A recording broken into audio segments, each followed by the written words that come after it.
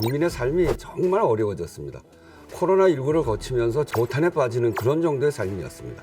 무능한 개혁, 내로남불, 특히 부동산 정책에서 여러 가지의 시행착오가 있었습니다. 국민들이 명령한 개혁을 제대로 하지 못했다. 이것에 대해서 심판한 거라고 생각합니다. 자, 그럼 먼저 새 후보께 공통 질문을 드리는 것으로 시작하려고 하는데요. 자, 그렇다면 국민들은 왜 이번 보궐선거에서 민주당에 등을 돌렸다라고 얘기할 수밖에 없는지, 새 후보께서는 이 선거 결과에 대해서 핵심적으로 어떤 원인 진단하고 계신지 한번 들어보겠습니다. 네, 여러 가지로 국민 여러분께 죄송합니다. 제가 4.7 보궐선거 패배 이후에 설문조사를 했습니다. 15,000명 대의원으로부터 한 1,800개 답장을 받았는데 정리를 해보니까 무능한 개혁, 내로남불로 정리할 수가 있었습니다.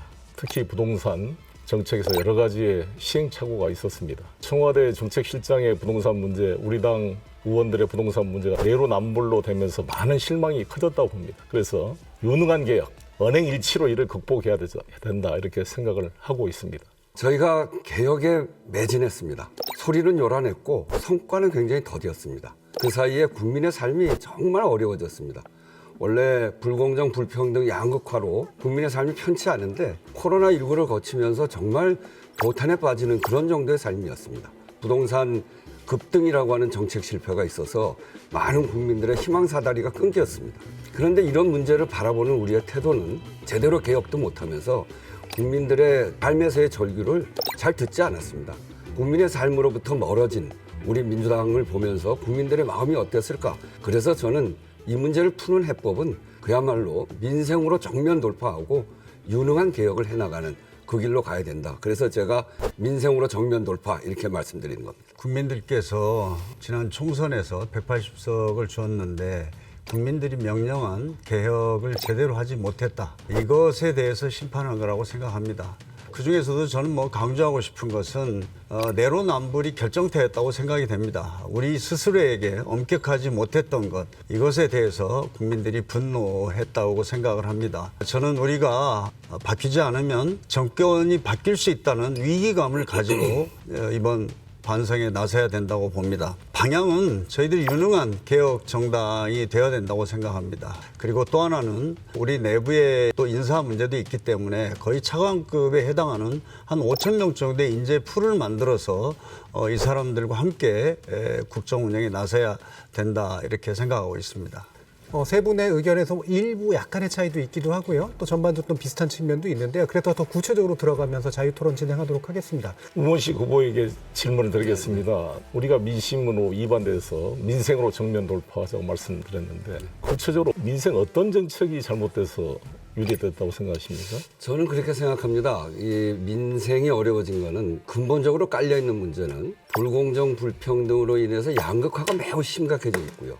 근데 그 문제를 우리가 문재인 대통령께서 사람이 먼저다 이런 주제로 해서 그 문제를 해결하려고 했는데 다 해결을 못했습니다. 그런 속에서 코로나를 거치면서 국민들의 삶이 매우 어려워졌지 않습니까? 집합금지하고 영업 제한하고 그 문제에 관해서 국가가 책임져 줘야 되는데 또 우리가 총력 대응을 못한 겁니다. 그러면서 저는 우리 국민들이 이 어려운 시기에 우리 국가가 나를 보호하고 있구나 이런 느낌이 들어야 되는데 그런 점에서 우리가 부족한 점이 있었다 이렇게 생각합니다. 홍영표 의원님께서는 우원식 의원님께서 민생을 강조하는 것은 동의하면서도 마치 우리 정부의 정책이 민생을 등한시한 것처럼 문제가 있다 이런 지적을 했는데 왜 그렇게 생각하십니까? 저는 이 민생의 개념에 대해서 좀 생각이 다른 것 같습니다. 저는 이 민생은 이 코로나 위기를 극복하고 또 경제를 회복하고 그 과정에서 고통받는 국민들이 무너지지 않게 버팀목이 돼주는 것, 이게 민생이다 이렇게 생각합니다. 그래서 그것을 보면 저는 문재인 정부가 최선을 다해왔다.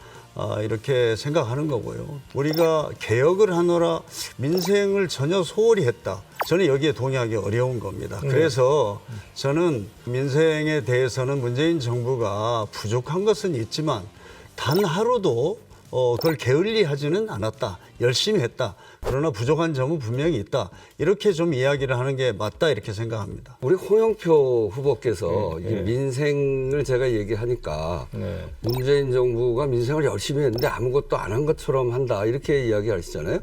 저는 그런 이야기가 아니에요. 우리 민생을 챙기기 위해서 당과 정부가 제대로 하지 못한 부분이 있습니다. 그 부분을 지적하는데 그건 어떻게 생각하세요? 예. 우리 당심이 사실 제대로 우리 당원들의 의견을 총화해서 수렴하면 민심과 유리가 되지 않는데 당 지도부가 정보를 다 독점하고 당점 회의를 하고 일반 의원들한테는 공유가 잘 안 되다 보니까 우리는 또 의사결정에 당 지도부가 아니면 참여하기 어렵고 그래서 이렇게 결정돼버리고 나면 또 할 수 없이 따라가고 그러다 보니까 조금씩 이렇게 틈이 벌어졌던 게 아닌가 생각이 들고요. 저는 당대표가 된다면 충분히 우리 당 174명 의원들과 밤을 새워서라도 토론을 해서 충분히 수렴되게 하고 우리 당원들, 기초광역 의원들과 수렴을 해서 이 관료들이 대통령의 계획 의지를 뒷받침하지 못하고 민심과 유리되지 않도록 당이 실력과 내용과 현장을 가지고 뛰겠습니다.